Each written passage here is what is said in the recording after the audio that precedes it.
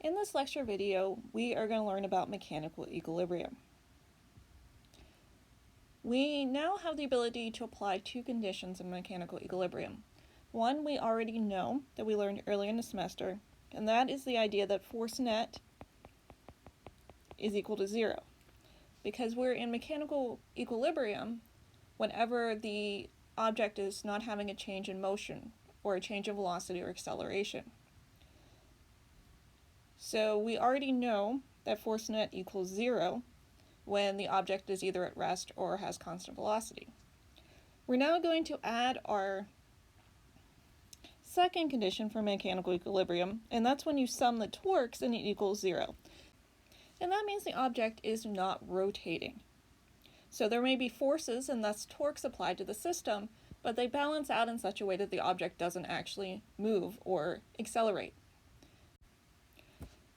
Now, there are two reasons why we want to apply these conditions to certain situations. The first is whenever we have an extended object and we need to apply forces to it, but we don't want the system to rotate. I remember when I went to camp when I was a kid, and we would have next to the fire pit benches that were essentially wooden boards set on some wooden blocks. So if you happen to sit at the one end at the wrong place, the board would flip off and you would fall off of the bench.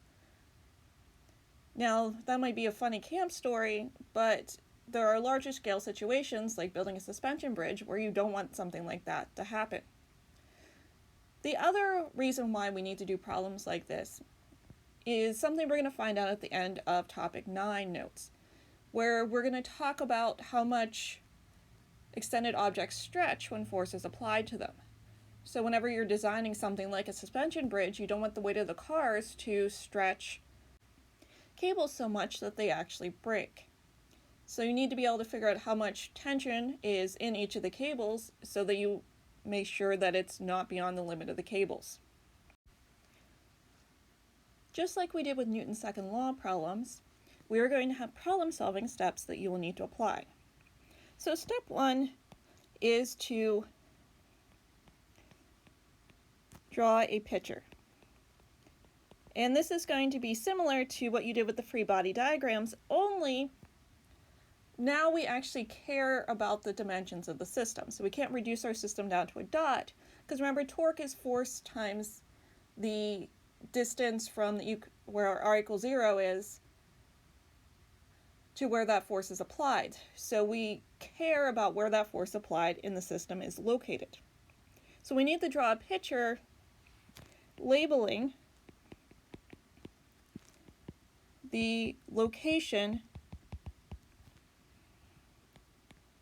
of each force applied in the system. And just like before, we're doing this from the perspective of one object in the system. So you still need to pick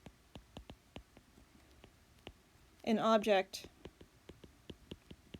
to sum forces and torques on. So you still have to do it from the perspective of a single object.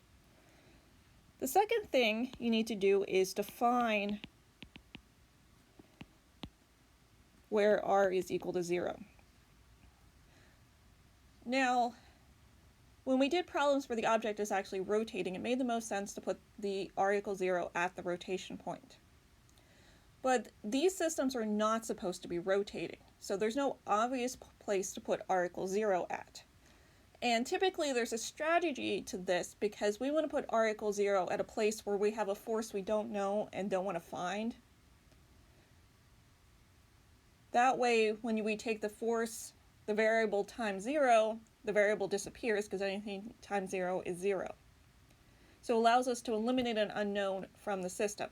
So you have to pick where you put R equals 0 in the system strategically. And then all of your R values are relative to that point. So they're not necessarily the values given in the problem. This is why doing step 1 is so important, so that you can restructure those distance values. Step 3 is then going to be to apply the conditions of mechanical equilibrium.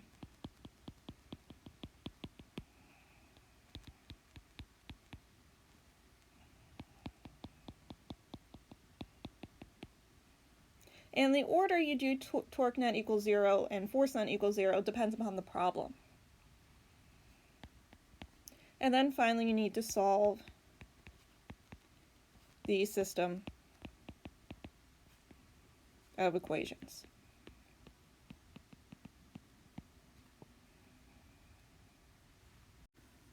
Now before I send you off to attempt to apply those problem-solving steps to an example problem, there is one more thing we need to discuss. So let's imagine that we have suspended from the ceiling 2 ropes, and attached to those ropes we have a board.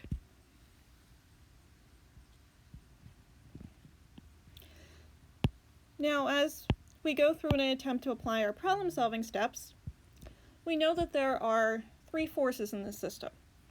The first 2 are tensions in the ropes, so we have force of tension 1, force of tension 2. And we know their locations because they're going to be applied to the board where the ropes are actually attached to the board. But our third force, which is the force due to gravity of the board, it's the mass of the entire board. So we need to discuss where we're going to apply the weights of objects.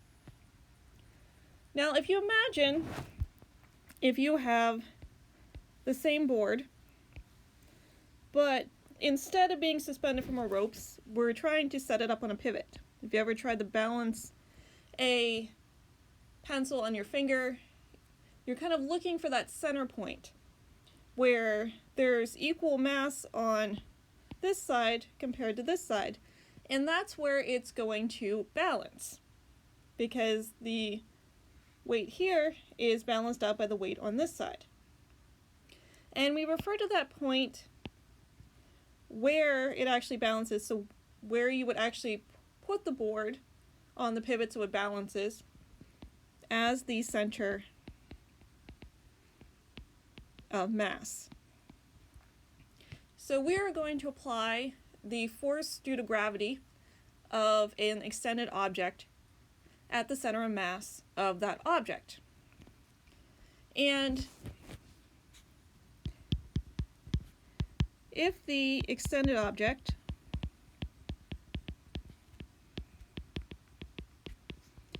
is homogeneous,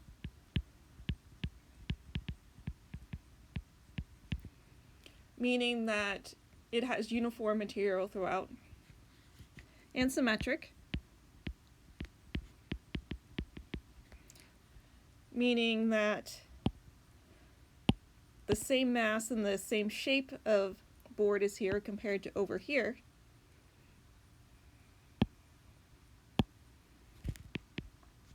the center of mass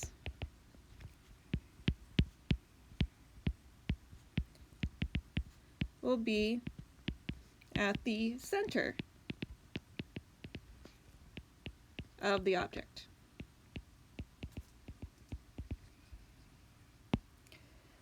So if I go back up to my diagram above, I would apply the weight of the board at the center of the board, because we're going to assume the objects and our objects that are extended like that are homogeneous and symmetric. When you go to do Lab 112 specifically, you're going to see that the first step is to find the center of mass of the meter stick. And an ideal meter stick would have the center of mass be at the 50 centimeter mark.